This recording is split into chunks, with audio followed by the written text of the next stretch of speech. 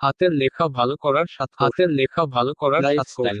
হাতের লেখা ভালো করার সাত কৌশল। হাতের লেখা ভালো করার সাত কৌশল। নোটিফিকেশন। Subscribe to notification. প্রযুক্তির উৎকর্ষের এই সময়ে এসে আমরা কম্পিউটার আর ট্যাবলেট জাতীয় ইলেকট্রনিক্স ডিভাইসগুলোর কাছে অনেকগুলো কারণের মধ্যে সুন্দর হাতের লেখা এখন নিয়ে কিছুটা হলেও কম চিন্তা করতে হয় আমাদের। সুন্দর হাতের লেখা কিন্তু সুন্দর হাতের লেখা যাই বলি না কেন এখনো একটি অতি গুরুত্বপূর্ণ। ছোটবেলায় আদর্শ লিপিতে আমরা পড়েছিলাম পরীক্ষায় অধিক নম্বর পাওয়া যায়। সুন্দর হাতের লেখা আপনার ব্যক্তিত্বকে এক ভিন্ন মাত্রা দান করে। বিভিন্ন নামি দামি শিক্ষা প্রতিষ্ঠানে হাতের লেখা বিশেষজ্ঞ বিজনেস ইনসাইডার্সকে দেয়া এক সাক্ষাৎকারে তিনি হাতের লেখা পরামর্শ করার জন্য 7টি পরামর্শ দিয়েছেন। সঠিক উপাদান নির্ধারণ করা, সেই জিনিসগুলো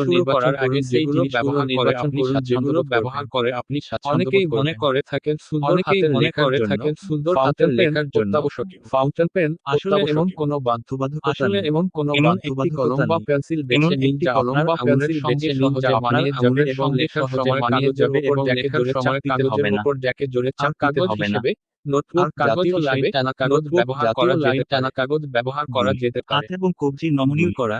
লেখা শুরুর আগে আমি আমার হাত হালকা করে নিয়ে যাতে এগুলো লেখার জন্য নমনীয় হয়। বিশেষ করে যদি আপনি একটানা বেশ কয়েকদিন ধরে না লেখেন তাহলে অন্যান্য মাংসপেশির মতো এক ধরনের জড়তা অনুভব করবেন। অঙ্গবিন্যাস ঠিক করা। সোজা হয়ে বসুন এবং আপনার অনবস্ত হাতটিকে ধরে রাখার জন্য ব্যবহার করুন। লেখার সময় আমি আমার অনবস্ত হাতটিকে সামঞ্জস্য রক্ষার্থে আমাকে স্থির থাকতে এবং হাতের উপর নিয়ন্ত্রণ বাড়াতে সাহায্য করে।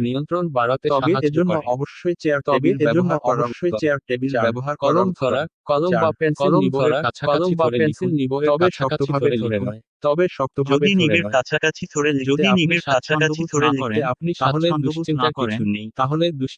কলম বা পেন্সিল ধরার আসলে নির্দিষ্ট বন্ধনই আপনার হাতের গড়নের উপর নির্ভর করে। কবজির অবস্থান। বেশিরভাগ মানুষ লেখার সময় শুধু আঙুল ব্যবহার করে থাকে। হস্তাক্ষরবিদরা আঙুল দিয়ে কলম পেন্সিল আঁকড়ে ধরেন মাত্র এবং লেখার সময় নিজেদের বাহু এবং কবজিকে সমান অবস্থানে রেখে লিখে থাকেন। হোপার বলেন, এটি রপ্ত করার জন্য আপনি একটি কলম ধরে কল্পনায় বাতাসের ওপরে বড় বড় অক্ষর লিখতে পারেন। 6. তুলনামূলক ধীরগতি অবলম্বন করা। বেশিরভাগ মানুষের মধ্যে যত দ্রুত পারা যায় লেখা শেষ করার একটা প্রবণতা লক্ষ্য করা যায়। হোপার বলেন, লেখা কোনো দৌড় প্রতিযোগিতা নয়।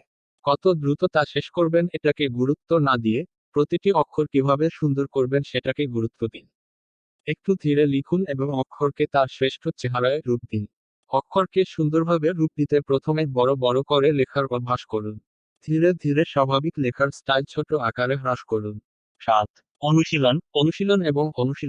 হাতের লেখা ভালো করার জন্য অনুশীলনের কোনো বিকল্প নেই। উপরোক্ত নিয়মগুলো মেনে আপনি যত বেশি অনুশীলন করবেন ততই দক্ষতা বাড়বে।